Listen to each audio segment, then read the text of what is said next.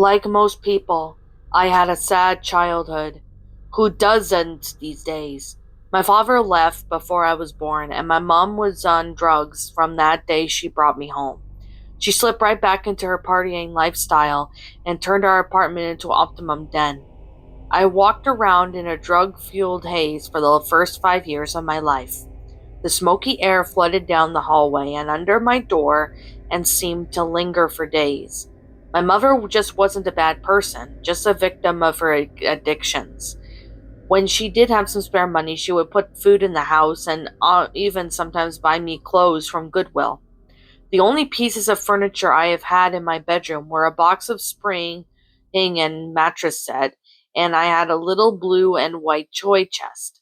Not that I had a lot of toys to put it, just the free I had gotten for birthdays. One was an art kit, one was a red wagon, and the last, my pride and joy, was a doll named Betsy. Betsy was my best friend. We would have imaginary tea parties together, sleep together, take baths together, and sometimes I remember her speaking to me. Thinking about Betsy in adulthood has led me to believe that I was a severely traumatized child who was often on high optim, and therefore my memories were extremely unreliable.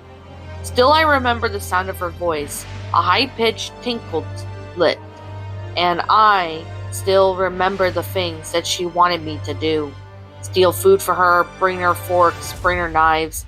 It hit the bad man who sleep on their couch. Always bad things that would get me into trouble. I would blame it on Betsy, but my mother would never believe me. Adults never do.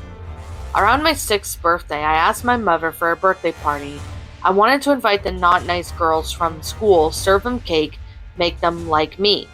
I still remember standing in the kitchen with such high hopes, a glass bottle of soda shaking in my hand as I held my breath and waited for my mom's answer. She turned to me and laughed. A birthday party? Laura, that's ridiculous. I can't afford to feed 15 other children that aren't even mine. I can barely afford to feed you. You eat like an elephant. Or should I say little Betsy does. I barely get anything to eat around here. My face fell as she shook her head, mumbled something, and stumbled off. I heard the music go up into the living room as more people walked in the door. Some left, some stayed. I knew none of them. My mother threw parties all the time. But what about me? I was a child, and all my friends had birthday parties, and now the mean girls would know I was too poor to have one, and they would tease me even more. I felt tears start to swell, and I ran into my room and slammed my door. Betsy was lying in the bed and smiling. She was always smiling. How could I forget? Just staring at me, smiling. She was going to tell me to do something bad, like steal more food or worse. This was her fault. Betsy didn't have to go to school. Betsy never got in trouble like I did.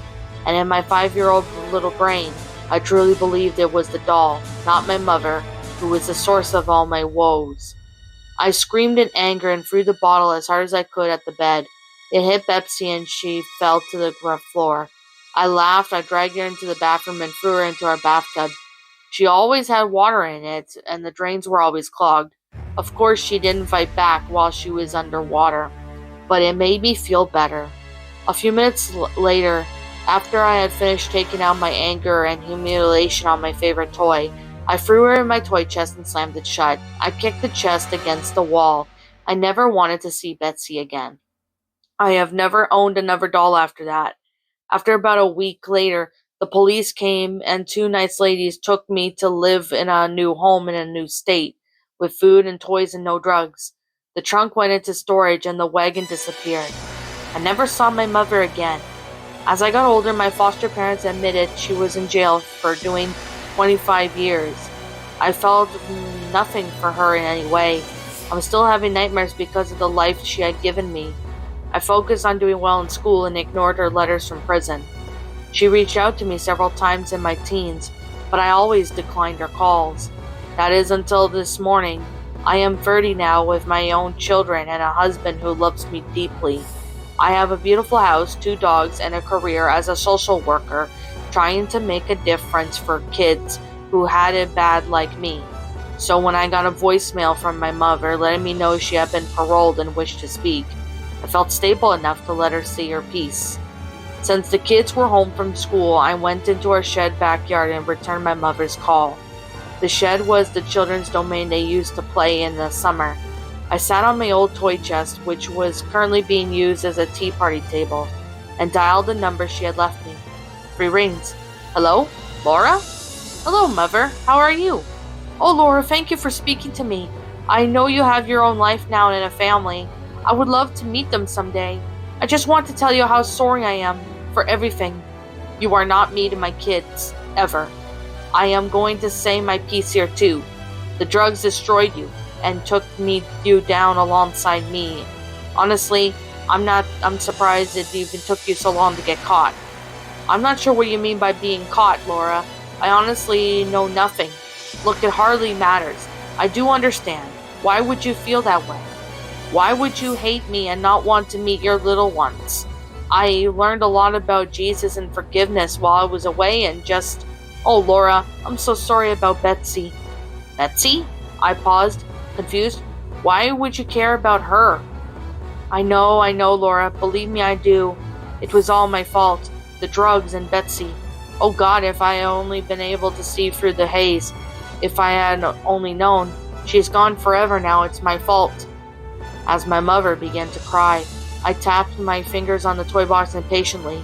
The drugs clearly fried my mom's brain. Mother, why are you talking about Betsy? Why do you even care? And I know where Betsy is. Right underneath me. You do? What are you talking about, Laura? Oh God, where is she? I shifted uncomfortably. Betsy's in the trunk. I honestly thought she had hung up. I heard nothing on the other end, not even breathing. What do you mean in your sister's in the trunk? Sister? What the hell are you talking about? Back on drugs so soon, Mother? Betsy is just a goddamn doll. I looked in the toy box a few days before you got arrested for Upton possession. Laura, oh God, no, Laura. I wasn't arrested because of the drugs. I was arrested because of Betsy's disappearance. You always called her your little doll, but we always thought you knew. Oh God, what did you do, Laura? What did you do to my baby? With no emotion, I set the phone on the side next to me and stood up. I could hear the distant sounds of my mother's anguished cries and feel the dark clutch of agony in my own chest. Memories were stirring in the back of my mind, threatening to come flooding back towards my consciousness, pushing against a door in my head, a door that had been locked tightly for so long. I had forgotten it was there. Could feel the trauma and the drugs have already led me to believe that a small child actually was a doll, asking for food, asking for utensils to eat with, asking me to protect her from bad man. No. I slowly turned around and brought my eyes down to the chest. Surely it was too small. You couldn't fit a person in there. You couldn't. But what about a very small, starving, estimated child? What about her? If I were an investigator looking for a child, I would never consider looking in this chest. It was just too small. I knelt down to the ground and unclipped the clasps. It would be better not to look. After all that I had overcome, this new life that I had earned, it could certainly be undone by opening this toy box. I shouldn't opened it. I should throw it in the landfill and forget it existed. I should not look inside. I opened the chest. I never had a doll. My mother could never afford to buy me one. I never had a wagon either. But I did have a toy box. A pretty blue and white toy box. And when I was 5, I drowned my 2-year-old sister and put her in it. And now my life is ruined. What's up, my pretties? It's the Lion Queen here. I want to appreciate you all for tuning into this video. And I do appreciate you guys supporting my video by giving this video likes and stuff.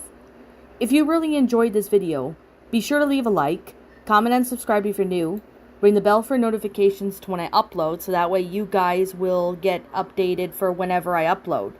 If you want to follow me on Twitter or DeviantArt, feel free to leave a follow on those if you are interested in following me on those socials. If you want to support my backup channel, known as Miss Dark Shigo, feel free to subscribe to it, as a link to that will also be in the About page section. And with that being said, and that being the case, thank you so much for watching, my pretties, and as always, please stay pretty.